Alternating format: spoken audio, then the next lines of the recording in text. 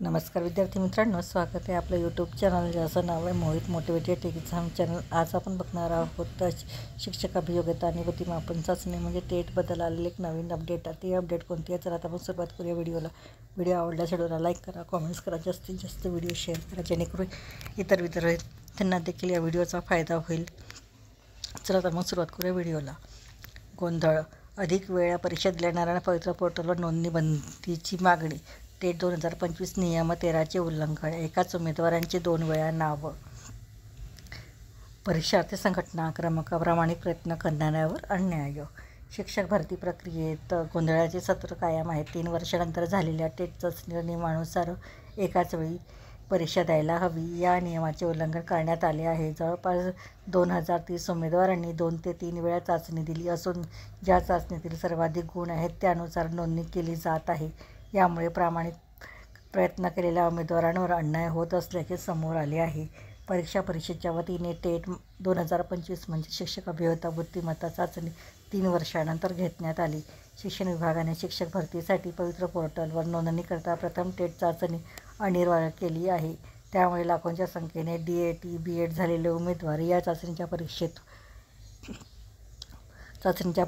होते। 73 दिवसांनंतर या चाचणीचा निकाल लागला खरा, परंतु आधारावर असलेल्या नावानुसार एकाच वेळी नोंदणी करत चाचणी देणे अपेक्षित होते।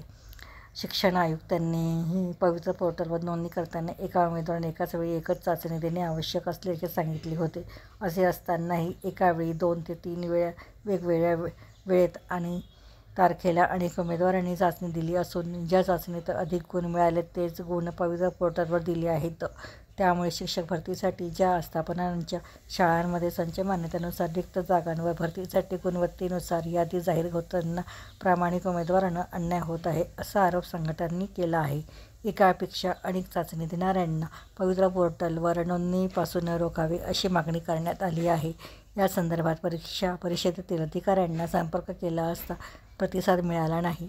दरम्यान पवित्र पोर्टलमध्ये जी काही भरती राबवली जात आहे त्यामध्ये एकदा नियुक्ती झाल्यानंतर तो उमेदवार कायमस्वरूपी पवित्र पोर्टलमधून बाहेर यावा अशी आमची मागणी आहे। तर परीक्षा शिक्षण आयुक्तांनी करावी चौकशी। तुम्ही एकदा जॉईन केले असल्यास पुन्हा परीक्षेसाठी त्या विभागाची मान्यता आवश्यक आहे, परंतु अनेक उमेदवारांनी नियमांचे उल्लंघन करत एकापेक्षा अधिक वेळा चाचणी दिली। त्यामुळे प्रामाणिक उमेदवारांवर अन्याय होत आहे। अशांना पवित्र पोर्टलवर नोंदणी करू देऊ नका। परीक्षा परिषद शिक्षण आयुक्तांनी याची चौकशी करावी, असे सुरेश साळवे, राज्य सहची स्पर्धा परीक्षा समन्वयक यांनी म्हटले आहे। तर 2030 उमेदवारांनी 2दा परीक्षा दिली आहे। परीक्षा परिषदेच्या निवेदनात नियम क्रमांक 13 नुसार एका उमेदवार एकदाच परीक्षा देऊ शकतो। यानुसार अशा 2030 जणांची उमेदवारी रद्द करायला हवी, असे PC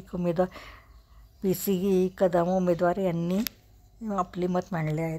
तर ही होती टेट परीक्षेबद्दल आलेली एक नवीन अपडेट। अशा नवीन अपडेट बघण्यासाठी व्हिडिओला लाईक करा, कमेंट्स करा, जास्तीत जास्त शेअर करा जेणेकरून इतर विद्यार्थ्यांना देखील या व्हिडिओचा फायदा होईल आणि चॅनलला सबस्क्राईब करायला विसरू नका।